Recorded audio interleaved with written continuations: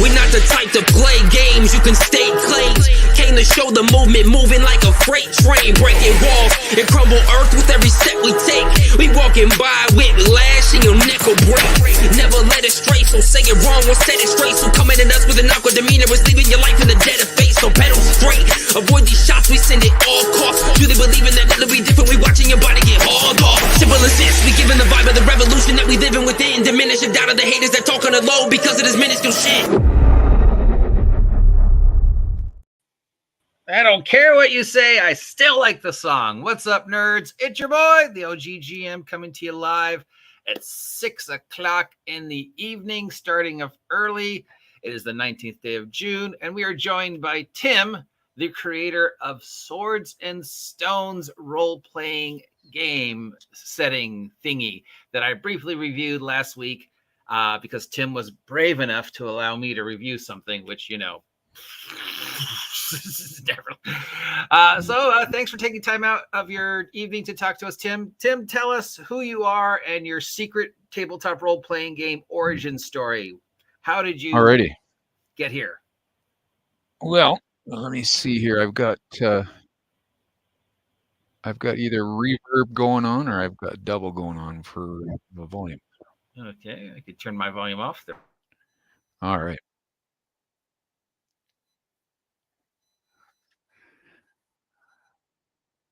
So I got a delay on my speaking here. So anyway, so yeah, yeah, that's about it.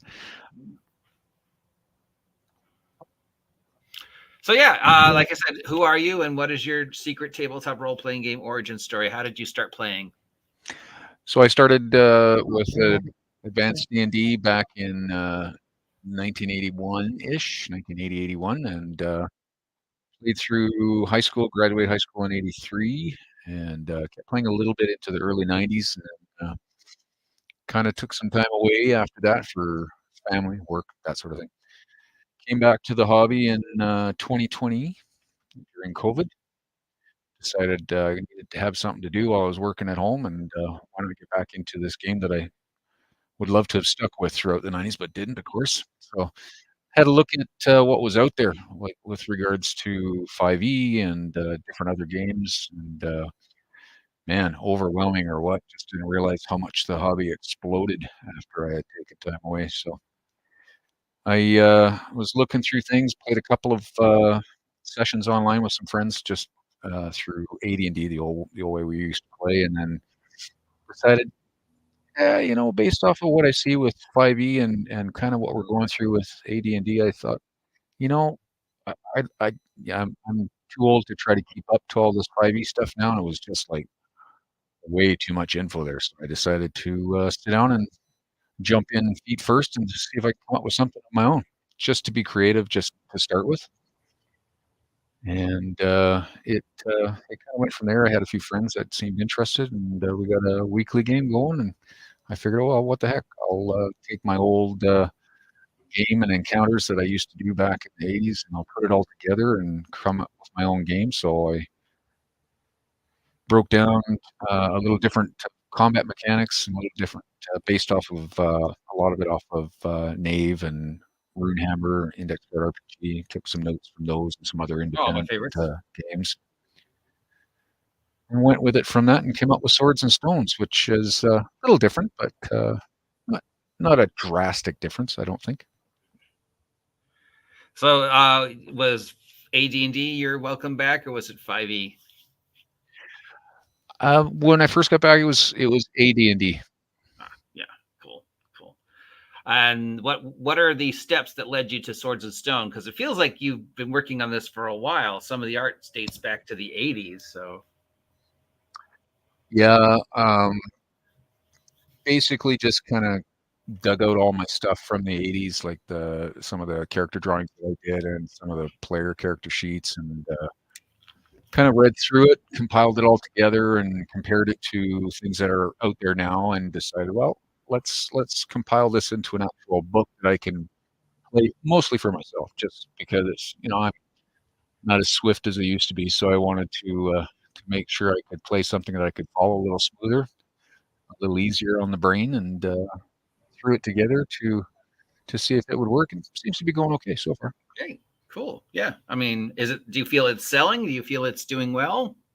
Well, as far as selling, not really. I mean, I haven't had it really out there for too long for sale, so I kind of more or less did it for myself.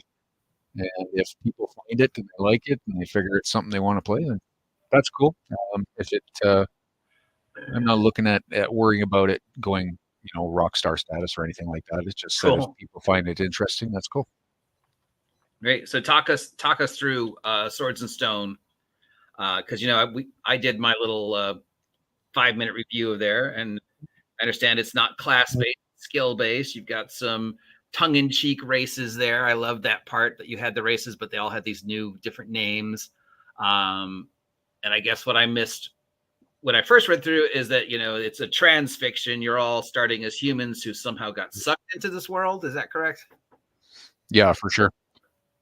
So basically, the premise of the game is that you're human, and your character can come from anywhere in Earth history, and you wake up one day to start your normal day, and you kind of, like, for instance, you get up and you head to the bathroom to go get ready for work, and you walk through the door, and you get portals through the veil into Ambian.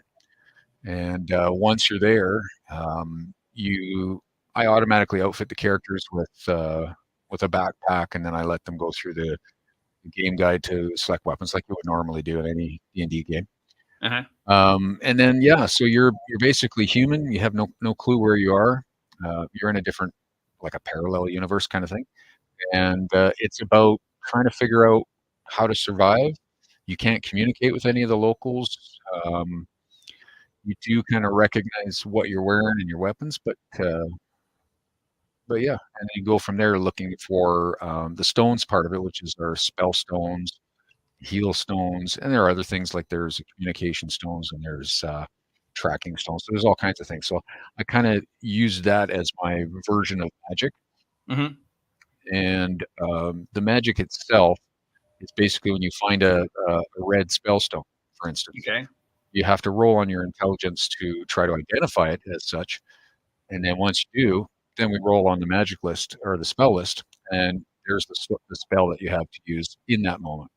You don't have to use it right away. You can use it whenever. But once you do, for the first few levels, once you use it, it's done. Got to find more to be able to keep going. Oh, so it's like ammunition. And they're never the same twice?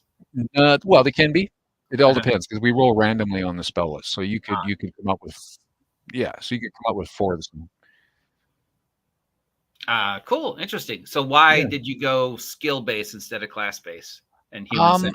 I really, after reading through Ben Milton's Knave, and I found that very interesting, and I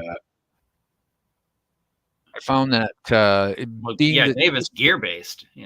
Yeah, pretty much. But I thought I wanted to try something a little different instead, make this more like a human survival kind of a game. So basically, you once you get there and you learn, through trial and error to figure out where the heck you are, and the fact that you have to find these stones to use magic or to heal or even to track or what have you, and then try to deal with the locals. And the locals are all the same kind of tropes you would find in any D&D game. I just kind of change the names just to be different. Yeah, I like that part. Yeah.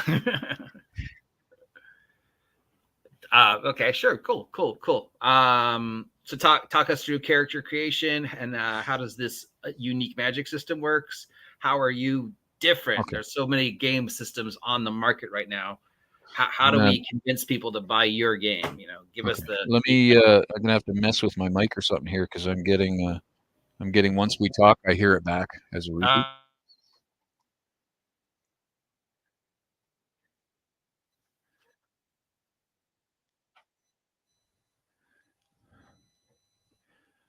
So I'm not sure if that's an issue with my mic or.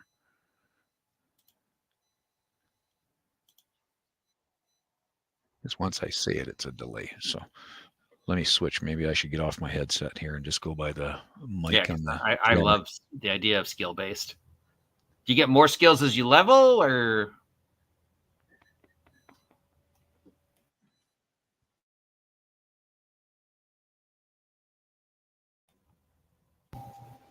Can you hear me okay? Yeah, I could hear you fine. I just blame the mysterious noises on my crappy computer and the internet, aliens. Okay. And yeah, for some reason I get a delay. As soon as we talk, I just hear it repeated back to me. Yeah, well, you're in Canada. It's polar bears. So is this level based or point based system? So most skill based systems are point based systems. Yeah, it's a level based system, and basically all you need is 1,000 experience points to go up each level. Once you get to 4th level, then you can choose from extra player skills. So things like spell memorize.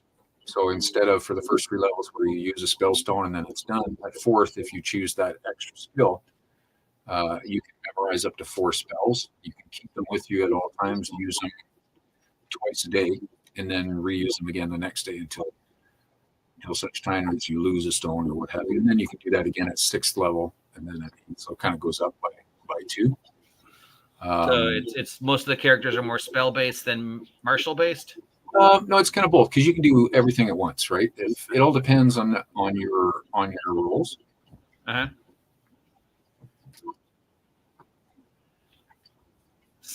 So, like you said, they're from Earth or wherever, and then they land here. So, do you start them off with skills ahead of time based upon their Earth background? Like, when we roll up the characters, you're very similar to Nave and Index RPG. You roll just for modifiers. So we're not rolling extra skills. We're just rolling base skills, modifier skills.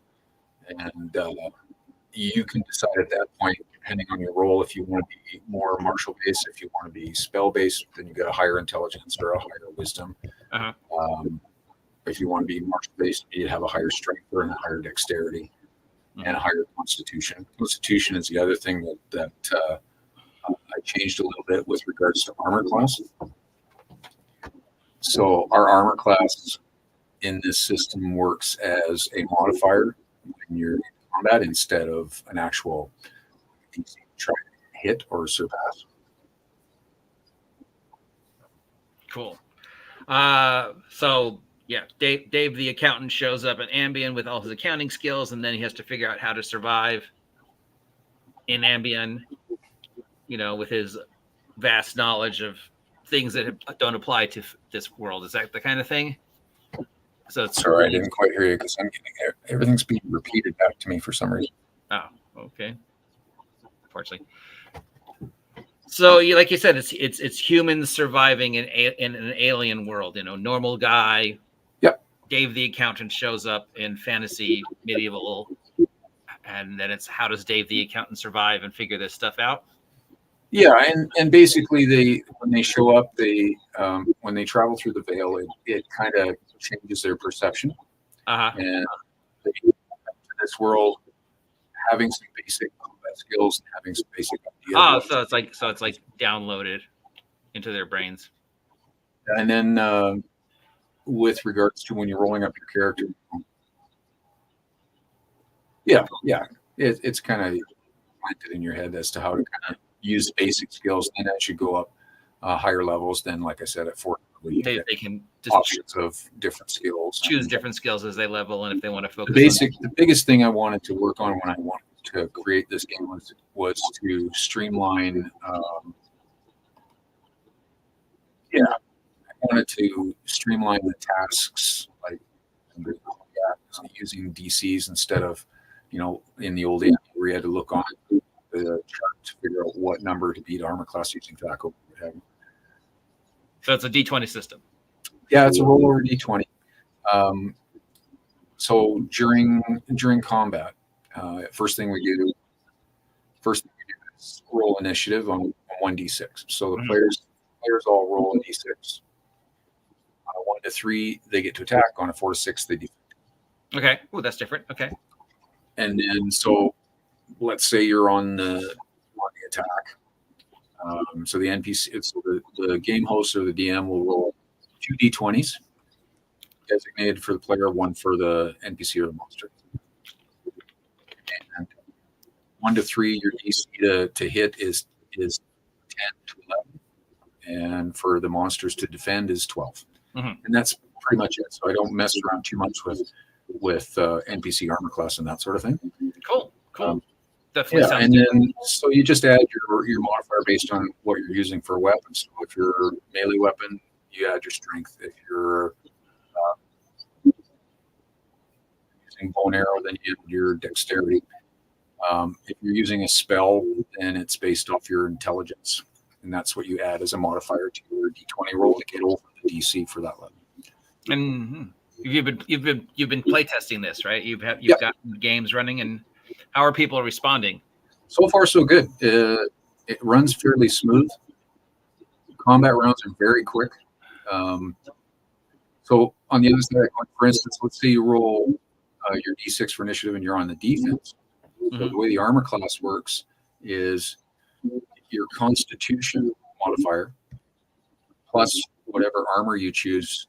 Like for instance, if you choose chainmail, that's a +1, I believe. So and a +1. So you add your Constitution, your armor, and your helmet, and that gives you your armor class modifier.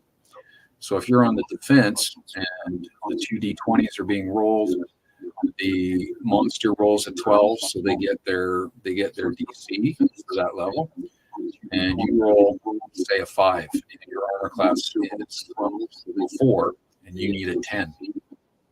So you roll a 5, you get a 4, you only get a 9, so you failed that defense. So that way, the NPC monster, when they roll their damage, you take whatever full damage they roll. For NPCs and monsters up to level 4, it's 1d6. For player characters, it's the weapon.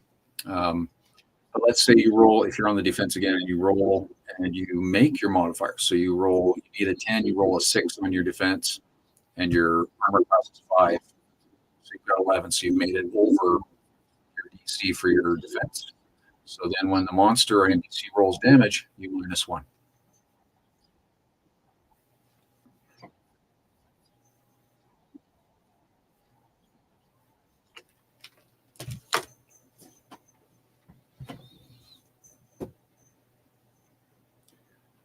It's a little bit different for combat, but it runs smoothly. I mean, even with the initiative, even though each player rolls a d6 to determine attack or defense, it goes very quick. Cool. It's like I said, it sounds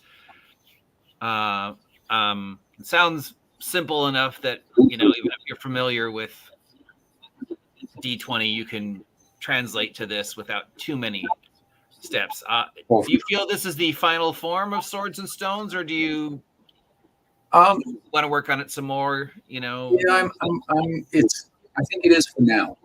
I'm going to be working on it a little bit with maybe some supplements like we've added bestiary to it. Yeah, because you're a little bit of detail local inhabitants, and I've added a little stat block for each that if you want to play the game using the same thing for players as you would for too. But yeah, possibly some. It all depends.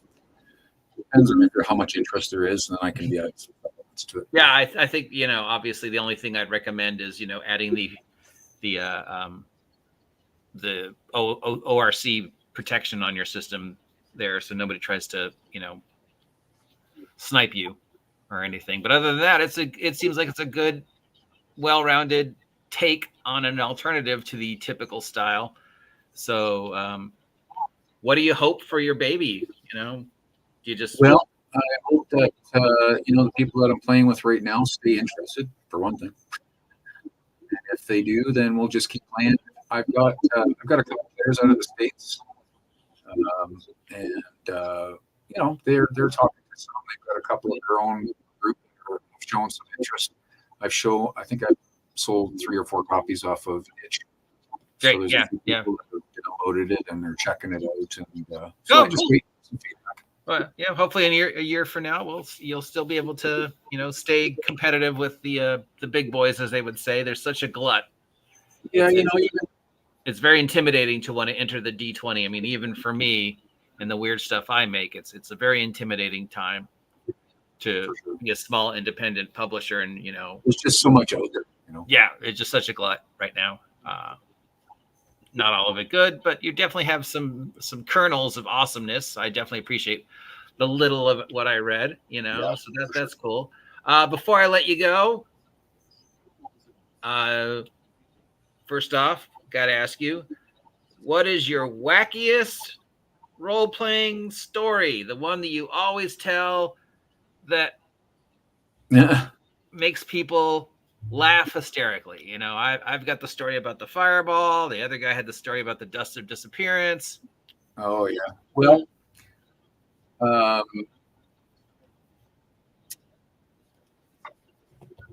the last I played AD&D when I was back in high school, just before graduation, or I had a character was originally chaotic neutral wizard. And, the last campaign we were in, he got offered some pretty interesting gifts from a quote unquote deity, and he decided to wander off and check these gifts out, and they were very enticing to him. So he decided to take them. So he converted to lawful evil. And in order to appease this so-called deity to get these gifts, he had to do something quite outlandish to get in their favor. Mm-hmm. So I snuck out of our camp in the middle of it. I found him close by, walked into the center square, and dropped a spell and basically leveled the whole village. Killed everybody, and women, children, the whole 9 yards. So I got the pat on the back from the deity, got leveled up at 15th or 16th level, and all kinds of nasty. He wasn't a very nice looking guy, a nice looking character, but he was fun in the moment. That's the best kind, as long as you're having fun. Are you having fun? Right? Yeah, exactly. Anything else you want to tell us about Swords and Stones? It's available on itch.io and Drive-Thru and all the other wonderful sites. You've got an Instagram, you've got a Facebook. It's $3.50. Where could you go wrong for $3.50? So anything else you want to tell us about it before we go? Yeah, you know, if people just find it interesting and want to play it, that's what makes me happy. I mean, if it goes gangbusters, fantastic. If it doesn't, I'm not compared to that. As long as there's a few people out there that enjoy it, I know that the time and the effort that I put into it was definitely worth it. That's about all I look towards. You know, I want people to keep playing and have fun. And this is my version of the game. I streamlined so that this old up to it, and yeah, that's the find it fun. That's all I care about. Yeah, streamlining. That's the the system I'm running for RPG Grandma. Like right now is just a page. So. Oh, yeah. All right. Well, thanks, Tim, for taking time out of your evening to talk to us. I'm sorry that we were having the weirdness with the microphones and stuff. I don't know if that's something on my end or your end or just the magic of the interwebs. Yeah. Magic of the say hi to all the other Canadian gamers out there for us, you know, if you run into them. And hopefully we'll talk to you again in a little while when you know, we'll see how you are after Gen Con, if you feel your game is picked up or slowed down after the con season is over. And so we'll do a check-in with you in a couple months. Thanks so much. Thanks for Tim for trusting me. Appreciate you having the time to bring me on.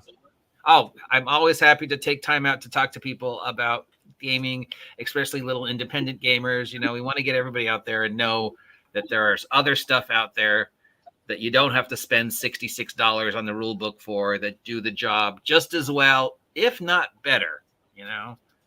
So I'm really happy to take a time out to promote your little game and continue to promote it, you know, because that's what we want. We want people to just stop, you know, thinking that there's only McDonald's, right? You know, if I'm nice to you enough, you'll send me some Tim Hortons or something, right? Anyways, thanks again, Tim. Thanks, RPG Grammar, for stopping by.